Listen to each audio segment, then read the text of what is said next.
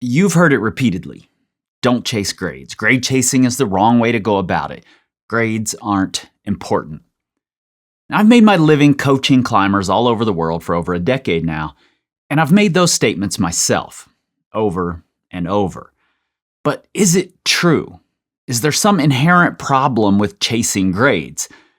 I've been spending a lot of the past year interrogating how climbers both set and chase goals, and there's just no denying that grades are an important part of that equation. What I've ultimately come to is that maybe grade chasing, as we define it, is far less of a bad thing than we've made it out to be, and that in some cases, it might even be a good thing. And whatever your defining metric for chasing a thing, aesthetics, history, stars, personal improvement, it's often no better than chasing the grade. Let's get into it.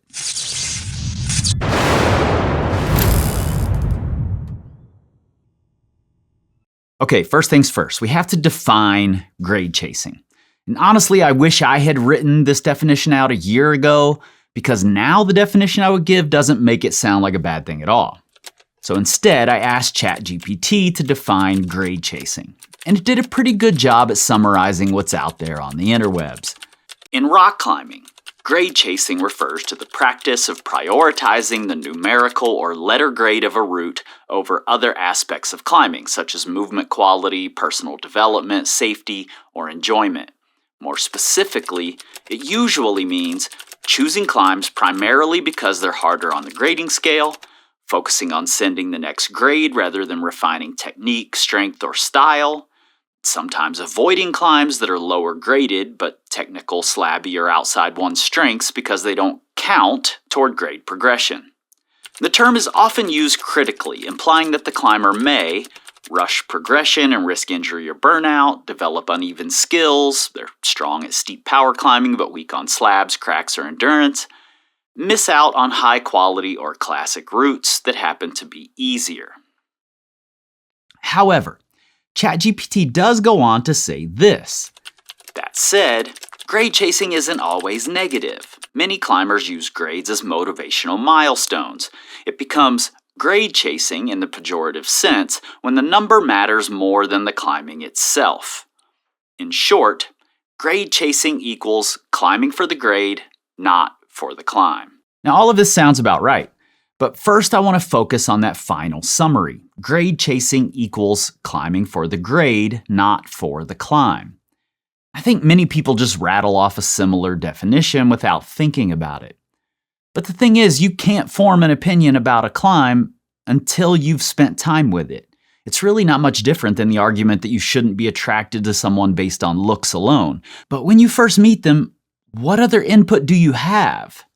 You don't know their personality. You can't know their values and dreams and whether or not it aligns with your own. It's often initially all based on looks because that's the information we have available. When it comes to climbing, we often initially have just the name and grade. Between those two things, the grade is more valuable. It tells you more about what to expect when you engage with the route. So, of course, it's often the information that we lean toward. Now, particularly if you're a weekend warrior, someone with limited time who just can't wander around the crags or boulder fields picking out what looks good, the grade is the first piece of information that has any relevant meaning at all. But that brings up another point. Looking for the line or the aesthetics. Sure, if you have the time to do that, then do it. But just like a person who looks great can turn out to be a horrible human, a beautiful route can have the worst climbing you've experienced, and an ugly route can climb beautifully. And here's the thing, the grade is just one piece of information that we can gather. It's really no different and has no more inherent value than any other piece of information. Grade chasing as a pejorative can just as easily be line chasing or quality chasing or history chasing or growth chasing or star chasing. None of these things are inherently good or bad. They aren't the problem. We are the problem. Believing that a higher grade makes you worth more or puts you above another person, that's the problem. But it's no different when you attach your self-worth to the quality of the lines you've climbed or how often you prioritize your own growth and learning. None of those things makes you better than another climber. That's the issue. Not grades, us. And all of these pieces of information that we can gather, the only one that will eventually highlight your shortcoming is actually the grade. You can continue climbing beautiful lines or chasing stars and believing that somehow makes you superior, and you'll never have a reason to believe otherwise. But let's say that you've just climbed your first V7, and it's extremely low in the range for that grade, but you fully believe that that makes you superior to the V5 or the V6 climber. It's entirely possible that the V5 or V6 climber is actually climbing harder than you. And eventually that's going to become clear when that inferior V5 climber flashes your next V7 project and passes you by. Because if you put all of your focus and value on grades, it will eventually hurt your feelings. But it's to our benefit to set goals for improvement. And that very often means climbing more difficult things, and grades are the best metric we have for measuring difficulty. Now, ChatGPT and a lot of coaches, probably myself included, suggest that instead of focusing on sending the next grade, we should focus on refining technique or strength. However, more strength doesn't always equal climbing better, which is the goal. And to know if it does, we often still have to look toward the grade. Refining technique is damn near impossible to measure. I personally have spent a lot of time trying to figure that out. In fact, I've built a movement assessment tool that I believe is a game changer for self-coach climbers, the atomic elements of climbing movement. And this video here can tell you more about it, and the link to learn more is in the description. And another thing, one of the best ways to master new techniques and movement skills is by trying them in more challenging scenarios, on climbs that have harder grades. Now, ChatGPT also makes another point that coaches also often make. We shouldn't avoid climbs that are lower graded, but technical, slabby, or outside one's strengths because they don't count toward grade progression. The thing here is that even if we have anti-style projects, which is something I strongly advocate for, we still measure our improvement based on the grade. It may not be our highest grade, but our highest graded slab is still relying on the number. Now, our query in ChatGPT says that these are the reasons not to chase grades. Number 1, we rush progression and risk injury or burnout. Is there anyone interested in improvement who doesn't want faster progression? Personally, I do. Regardless, it's going to happen as it happens. You can't actually rush it. Grades aren't a measurement of ability. They're a measure of the difficulty of a climb. If you can't climb it, you just can't climb it. And you aren't risking injury by trying harder things. You're statistically more likely to get injured doing a ton of moderate things than trying something hard. Look, this argument is as ridiculous as the people who claim that beginner climbers shouldn't hangboard because it's somehow more dangerous than climbing. Burnout, though, that's real. But I don't think it's actually as big a problem as it seems. It's a highlighter. Even if you're focused on the number, you're getting a lot of the benefits we would want. You're exercising regularly, you're getting outdoors, you're spending time in the moment instead of being distracted by all the things that try to pull our focus in every direction.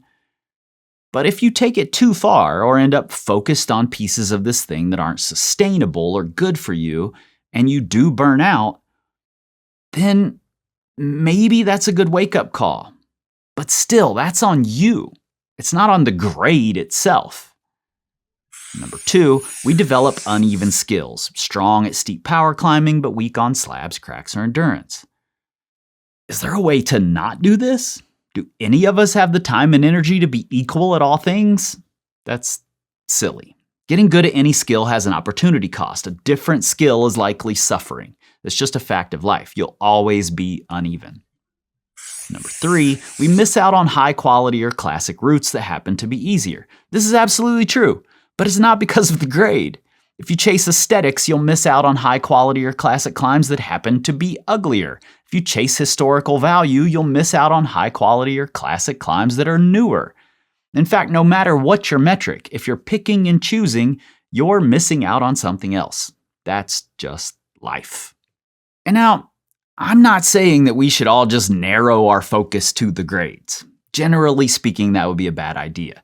But throughout my years of coaching, I've worked with people who could benefit from putting more of their focus on climbing the next grade instead of just chasing whatever it is they deem to be more important. They want to improve, but are so averse to so-called grade chasing that they never try harder things for long enough to actually do harder things, because they'd be grade chasing.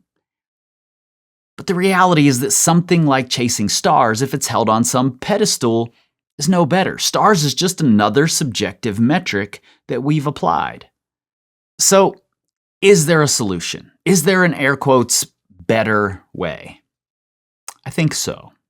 If you're someone who's been trapped by grades and found it tough to escape the negatives associated with it, we can change our perspective on what grades actually mean. We have that power. And I made a video all about this, suggesting that grades are actually a pretty big range.